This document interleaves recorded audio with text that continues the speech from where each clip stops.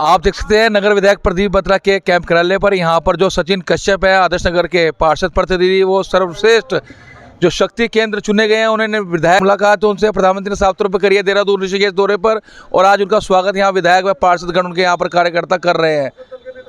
तो रैली होने जा रही है, उसको लेकर भी यहाँ पर सभी पार्षद और भाजपा कार्यकर्ता उनकी यहाँ पर बैठक की गई है। आखिरी दौर में पहुंच चुका है और बहुत जो समय रह गया है 19 तारीख आने में, और मैं सोचता हूँ कि मीटिंग इतनी शुरू हुई है 19 तारीख में मात्र एक हफ्ता बचा है, तो आप सब लोग की मेहनत पिछले 2 साल की मेहनत और उसका रिजल्ट आने की तैयारी हो गई है। जो होमवर्क हमने किया, जो पढ़ाई हमने करी, उसका एग्ज़ाम होना है, तो उस परीक्षा में मैं सोचता हूँ कि सबने पास होना है, और हमारा लक्ष्य जो है वो 19 तारीख को वोट डालने का, और रुड़की विधानसभा को जो है पूरे रुड़की जिले में नहीं, हरिद्वार जिले में रिकॉर्ड तो मतों से जिताना है। ऐसा ना हो कि किसी कार्यकर्ता या किसी नागरिक के पास ये जानकारी ना हो कि योगी जी आ रहे हैं। तो कल योगी जी हमारे बीच में नेहरू स्टेडियम में सुबह लगभग 11 साढ़े 11 बजे पहुंच जाएंगे।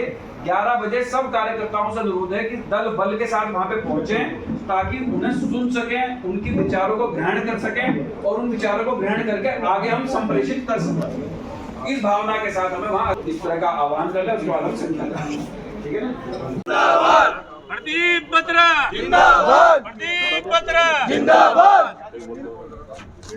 रुड़की का सौभाग्य है, यहाँ पर उत्तर प्रदेश के यशस्वी मुख्यमंत्री योगी जी आ रहे हैं, और उनके स्वागत के लिए हम लोग तैयारियों में जुटे हैं, और लगातार सभी कार्यकर्ता प्रयास में कि एक ऐतिहासिक रैली हो, और हमारे ऐतिहासिक मैदान है स्टेडियम का है, तो मैं समझता हूँ कि 20-25 हज़ार की संख्या वहाँ पर आएगी और स्टेडियम पूरा खचाखच भरेगा। सभी वार्ड मेंबर्स को, शक्ति संयोजक को, बूथ अध्यक्षों को ड्यूटी दी गई है कि वो लोग अधिक से अधिक संख्या में लेकर आएँ। ई रिक्शा की व्यवस्था करी जा रही है, ट्रैक्टर की व्यवस्था करी जा रही है, और तो मैं समझता हूँ कि योगी जी का स्वागत ज़ोर शोर से होगा, और उनका स्वागत में एक चुनाव को नई दिशा मिलेगी, और लोगों में एक नई ऊर्जा और एक नई माहौल होगा। इस जनसभा में कितने लोगों की पहुंचने की उम्मीद आपके द्वारा की जा रही है? उम्मीद तो 30 हज़ार की करी जा रही है, और उससे भी अधिक संख्या आ सकती है, क्योंकि रुड़की जिले में 6 विधानसभाएं, सभी से अधिक संख्या में लोग आएंगे, चाहे भगवानपुर हो, जबरेड़ा हो, मंगलौर हो, कलियर हो। मैं समझता हूँ कि सभी विधानसभा से, और लोगों में एक उत्साह है, लोगों में एक जोश है कि हम लोगों को मोदी की सरकार बनानी है, बार बार मोदी सरकार बनानी है, जो देश को आगे लेकर चल रहा है, जो सनातन धर्म की रक्षा करेगा, जो अपने संस्कारों को लेकर चल रहा है। तो ऐसे व्यक्ति को सभी चाहते हैं कि वो लोग आगे आएँ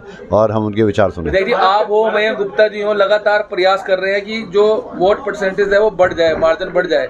कितना बढ़ने की उम्मीद है आपके उसमें? निश्चित रूप से लोगों को समझना चाहिए कि वोट देना हमारा कर्तव्य है, और हम लोग वोट के जरिए अपनी बात को पहुंचा सकते हैं, एक मजबूत सरकार बना सकते हैं, एक बहुमत की सरकार बना सकते हैं। और लोगों ने 10 साल में बहुमत की सरकार का कार्यकाल देखा है कि देश में कितना काम हुआ है, देश कितना आगे बढ़ा, और विकास कार्य जो हुए हैं वो महसूस करने की ज़रूरत है, और हर व्यक्ति उसको महसूस करना है, क्योंकि हर व्यक्ति को उसका लाभ मिला है, और हर व्यक्ति उसका बेनिफिट लेकर और एक घर महसूस कर रहा है कि हम लोग भारत के निवासी हैं। प्रधानमंत्री जी ऋषिकेश पहुंचे थे। देखिए, केंद्र की योजनाएं सभी प्रदेश में जाती हैं, और हर व्यक्ति को उसका लाभ मिलता है। आज हमारे किसान भाई हों, हमारी महिलाएं हों, हमारे जो आयुष्मान कार्ड है उसमें हर व्यक्ति का इलाज फ्री मिल रहा है। तो केंद्र की योजनाएं सब प्रदेश में लागू हो रही हैं।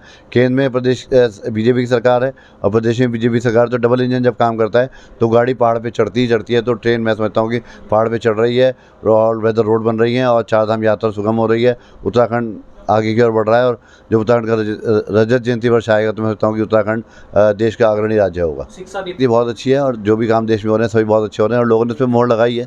10 साल से लोग मोदी जी को समर्थन दे रहे हैं, सरकार बना रहे हैं, और तीसरी बार भी रिकॉर्ड तोड़ समर्थन से मोदी की सरकार बनेगी, और जो नारा दिया गया 400 पार को पूरा करेंगे।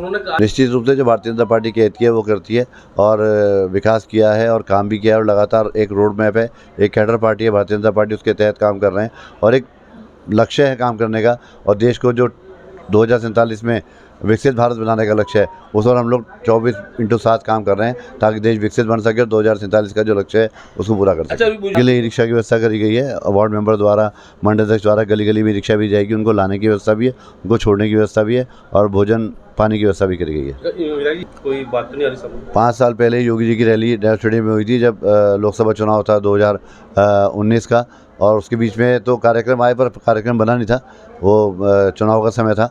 तो मैं समझता हूँ कि अगर योगी की रैली हो रही है तो उसमें ऐतिहासिक भीड़ भी होगी, और रैली भी ऐतिहासिक होगी।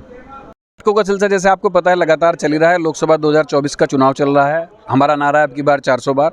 इसमें अपार हर्ष का विषय है कि इस लोकसभा में योगीनाथ आदित्य जी हमारे बीच में आ रहे हैं, जिन्हें सुनने के लिए लोग उत्साहित भी रहते हैं और डिमांड भी रहती है। ये हमारे लिए सौभाग्य की बात है कि कल हमारे बीच में नेहरू स्टेडियम में सुबह 11 बजे आ रहे हैं और सभी नगरवासियों से अपील है, क्षेत्रवासियों से अपील है कि अधिक से अधिक संख्या में पहुंचकर उनके ओजस्वी विचारों को सुनें।